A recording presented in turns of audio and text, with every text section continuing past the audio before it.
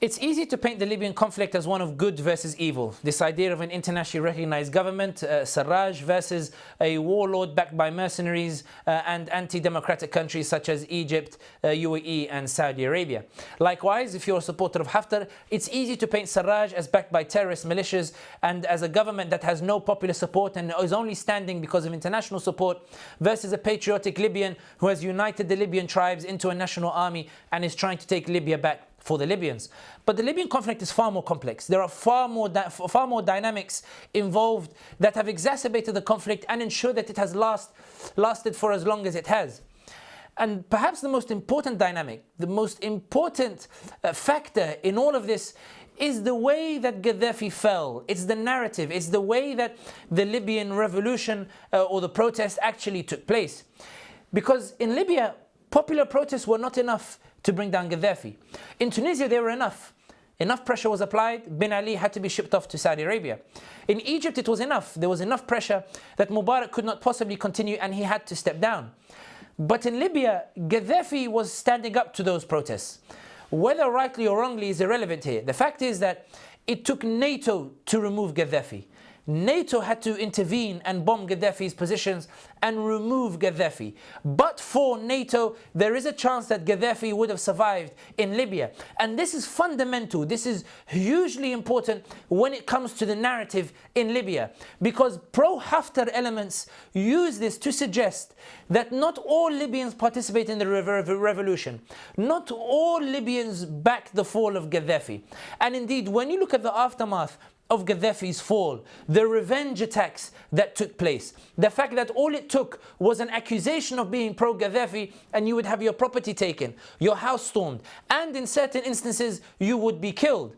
That being accused of pro-Gaddafi was enough for Beni Walid to be blockaded. That the new powers that came into government believed that they should enshrine a law that anybody who held a post under the Gaddafi era was not allowed to partake in the new politics, in the politics of a new and free Libya.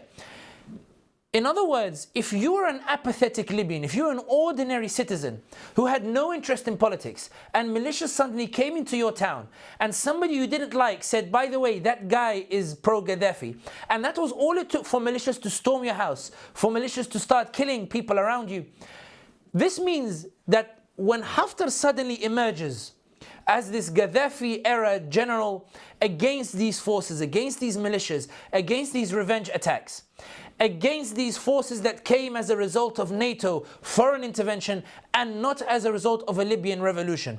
Suddenly Haftar appears to be a hero, or at least appears to be a worthy alternative that is worth supporting. And this is why this is a dynamic that is underestimated. It is dynamic that is not discussed enough. This idea that society was divided. Unlike Tunisia, where it is clear that the people took down Ben Ali, or in Egypt where the people took down Mubarak, there has always been a question mark over Libya. And indeed, when you look at the international reaction to what happened in Libya, African states could not believe that Gaddafi actually fell. Algeria's support turned overnight when NATO got involved. In other words, everybody attributes the intervention of NATO as the key to bringing down Gaddafi. And this is why a question mark always remains over the Libyan revolution. I'm not saying that it wasn't a revolution. I'm saying that those Libyans who support Haftar use these as their evidence that Haftar is a legitimate authority, that those in Tripoli are not legitimate, that the only reason they are in power is because NATO got involved. And this is why we see that there are Libyans who support Haftar, because they did not buy into these protests of Gaddafi. They bought into the narrative that it was foreign intervention that removed Gaddafi, and they were scarred by the revenge attacks that took place in the immediate aftermath of Gaddafi. And it's important, let me give you another example. Saddam Hussein was known as a tyrant and a dictator while he was alive. But the video of political statements made against Saddam while he's being executed, when he was standing there and somebody was shouting Muqtada, Muqtada, Muqtada in reference to Muqtada Sadr, implying the Shia resistance against Saddam Hussein. That video transformed the impression that people had of Saddam Hussein. He went from being a tyrant to a martyr in the eyes of many Arabs. I'm not saying that this is my opinion or anybody else's opinion. This is how Saddam's reputation changed. And as Iraq descended into chaos, the idea of Saddam has become more and more appealing for Iraqis. Rightly or wrongly is irrelevant here. And this is why when we look at Libya, that video of Gaddafi being killed, when he says, "Wash amaltkum," what did I do to you? That was enough to transform the image of Gaddafi. Those who are apathetic or those who are pro-Gaddafi, when they saw that video, that hardened their stance against the revolution.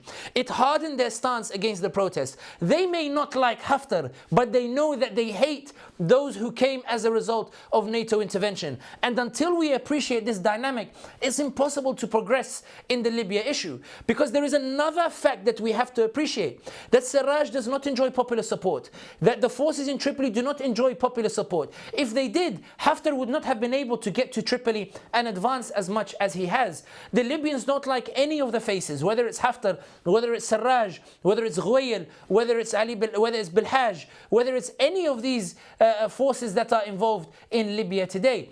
And we have to appreciate this, because when we understand that society is fragmented, that it is scarred from those revenge attacks, suddenly when we're talking about a political solution, we're not talking about good versus evil or traitors or vengeance. We're talking about how to heal society, how to heal the backlog, the baggage of 40 years of Gaddafi's dictatorship, how to establish a narrative that brings the Libyans together, because it is clear that revenge didn't work, and that revenge plunged the country into civil war, and that revenge empowered anti-democratic forces such as Haftar and allowed the likes of the UAE and Saudi Arabia and Egypt to get involved in Libya's politics. There needs to be a healing process. There needs to be an understanding that all of them are Libyans. There needs to be a reconciliation, not between the Gaddafi era politicians and the new forces that came into Tripoli, but between even those groups that rose against Gaddafi and the people who received the brunt of the revenge attacks. Because until there is an appreciation of this narrative,